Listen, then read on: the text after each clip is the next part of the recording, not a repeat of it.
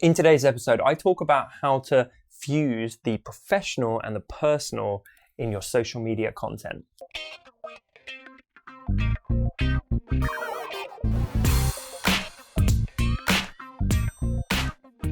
Welcome to episode 176 of the Honest Entrepreneur Show, where I help creatives like you to master your marketing.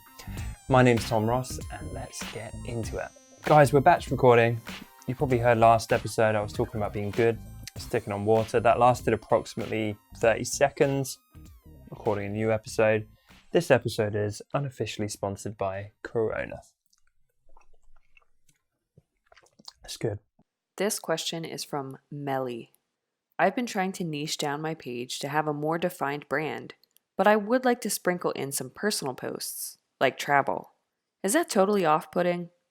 Hey Melly, no, I don't think it is. And I've talked before, go check my episode called Authenticity is the New Currency. I think it's pretty powerful actually to show off some of ourselves and show our personality. I think it helps you to differentiate. This quarter of a beer's gone to my head already, clearly. It helps you to differentiate. I think showing these unique aspects of yourself is a good idea. What you don't want it to descend to is, here's my autumnal socks that I'm wearing, or like, I just got a coffee, or some lame stuff like that. That is like the negative side of social media. I remember when it first came out and people were like, this Twitter thing's never going to take off. Who gives a shit like what socks you're wearing? So I wouldn't have a feed where it's like, say 50% your work and your business stuff and then completely random personal stuff. What I would do is I would try and mesh the two together. And people do this in some very creative ways. They might do it in their long form descriptions on each post. So they'll put up a piece and then they give a bit of a story about like, and today I was doing this, and that's what inspired this piece. And they open up in that kind of way. But you can equally do that in your creative content. So you could do it where if you're traveling, you could hold up the painting you just did and do that with like an incredible view behind you. So it's kind of like a travel selfie, but showing off your work.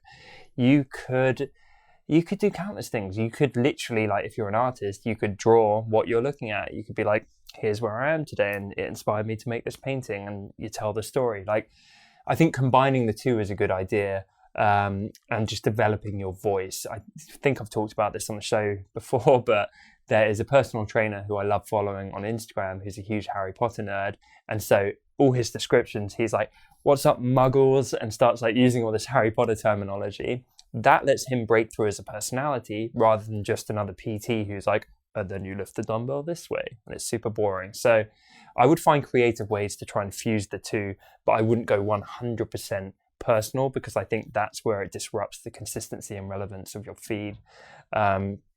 So yeah, I would do that. To give you another quick example of this, look at like Marie Forleo, right? She's got stuff where she's holding up her new book, doing boomerangs. That's relevant to her business, but it's showing off her character and she can be a bit silly with it and that kind of thing.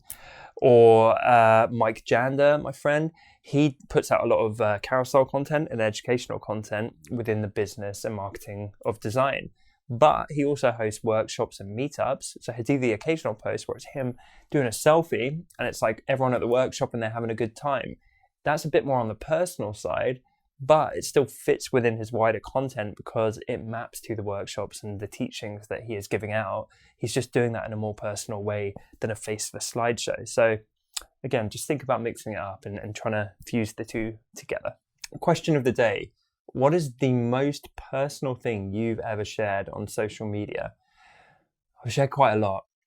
As I say, I'm a big fan of like opening up and being authentic. So I've shared nervous breakdown type scenarios. I've shared putting myself in hospital and looking all frail and sick. And for me, I enjoy the exercise of seeing how far I can push that. And I do think people connect with it. I don't try and do it in like a narcissistic way. It's more like, if you're going through this, I'm here with you, or here's me sharing. It's not all a highlight reel. I'm going to share the shit stuff as well. What's the most honest, kind of difficult thing you've shared on social media? Hey, thanks so much for watching this video. If you enjoyed it, please make sure to subscribe below and tick the little bell icon. And if you enjoyed this video, you will definitely enjoy these. Happy watching.